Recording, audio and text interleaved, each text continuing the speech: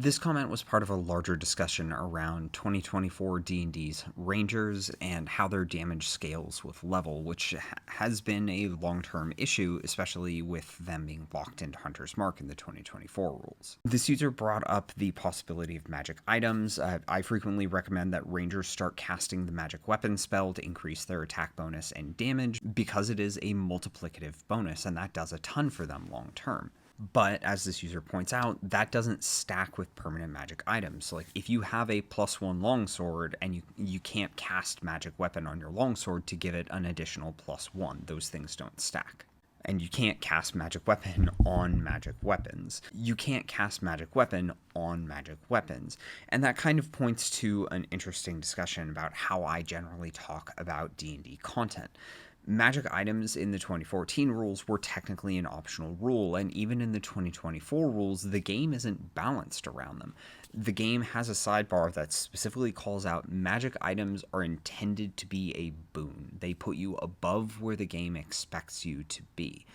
As a content creator, I can't predict how many magic items you're going to get. Like, it's super inconsistent between published modules, and I don't know a thing about your homebrew game. So I do my best to create content from those bare minimum assumptions, like the things that the game gives you 100% of the time: levels, feats, species, those things.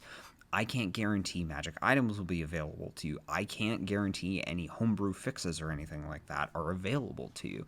So I have to create content based on the things that everybody has. Much like the rules need to be balanced for every table, my content has to be applicable to every table, because I have to assume that people are going to find some small bit of my content without broader context unless I provide that. So I can't assume that you have magic items in your game. I do think magic items belong in the game. I do think they should be an expectation, and at this point they kind of are, but that's a whole separate video.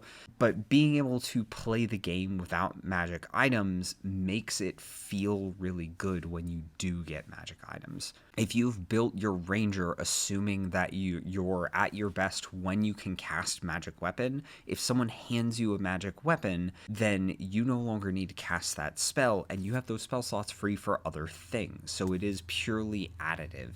It makes your character more effective. And if you gain levels and your permanent magic item doesn't keep up, then keep a non-magic weapon around so you can cast magic weapon on that at a higher level, and then switch back to your permanent magic item when the spell runs out.